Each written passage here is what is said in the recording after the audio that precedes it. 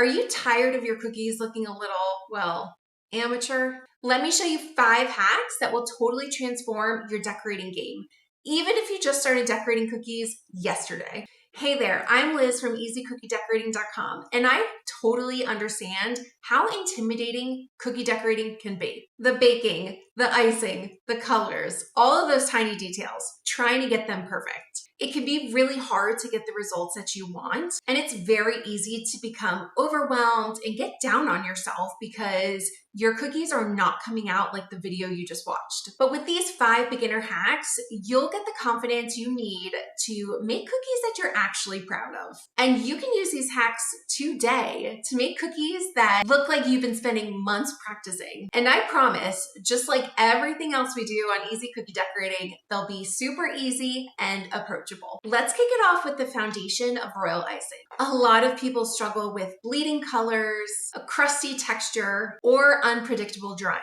And yes, there's some technique there, but it can also come down to using the wrong kind of meringue powder. Meringue powder is what gives your icing structure. It's the one ingredient that can make or break your cookies, so I can't stress enough how important it is to use a high quality brand of meringue powder. I personally use Modern Mountain meringue powder. I've tried a bunch of different brands in the past and ultimately landed on this one. It pipes beautifully, it dries consistently, and what I think is the best part is there are no artificial flavors. And if you've used other meringue powders, you know how weird and stinky they can be sometimes. I actually did a video on it not that long ago. So to have one that has such good flavor and nothing artificial is huge. I mean, we all want our cookies to look good, but we also want them to taste good, right? I truly can't recommend it enough. I'll make sure I leave a link in the description below so you can give it a try.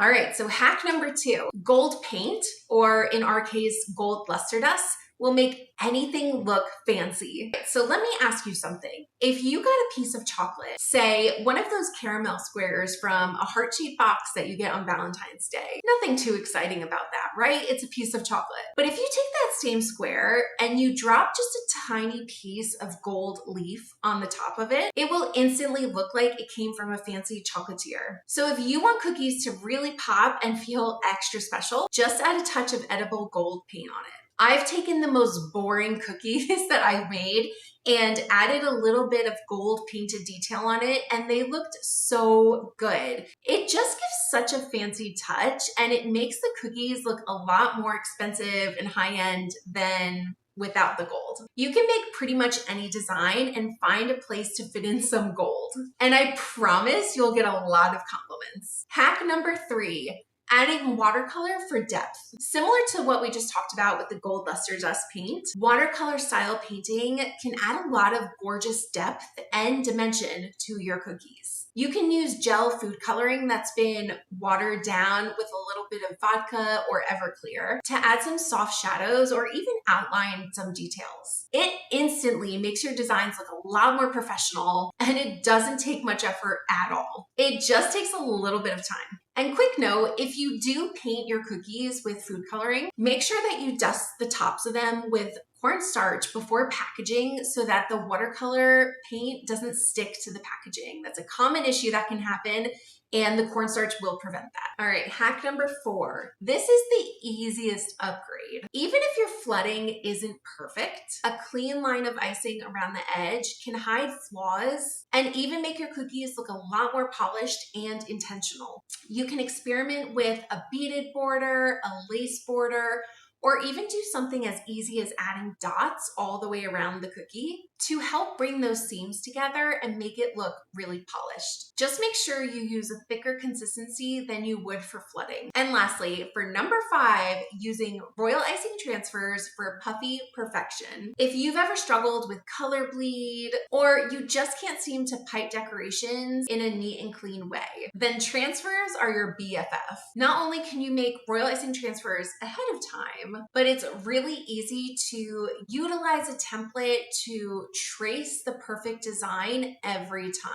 So if you can't afford a projector right now, royal icing transfers are a great way to go because then you have a reference to trace. And then when they're dry, you can just pop them right onto the cookie with a dab of royal icing. Because they were made separately, they'll give you an instant puffy 3D look without the stress of worrying about cratering or color bleed. Plus, you can take a moment to position them on the cookie exactly where you want, which you can't do when you're piping icing directly onto the cookie. Once it's on there, it's there. I believe royal icing transfers are an overlooked technique that are so perfect for beginners, which is exactly why I made an entire course based on royal icing transfers. So if cookie decorating has ever left you stressed, frustrated, or questioning your life choices, my course, Cookie Transformation, is a beginner-friendly system that teaches you how to decorate bakery-worthy cookies, even if you've never touched a piping bag before. It will help you actually enjoy cookie decorating. And this system is so easy. You'll go from blank cookies to a full cookie set in one weekend. I'll drop the link in the description below so you can start decorating with confidence today. So there you go. There are my 5 hacks to up-level your cookie decorating, even if you're a total beginner. I promise all of those techniques will have your cookies looking less amateur and more professional. And if you enjoyed this video,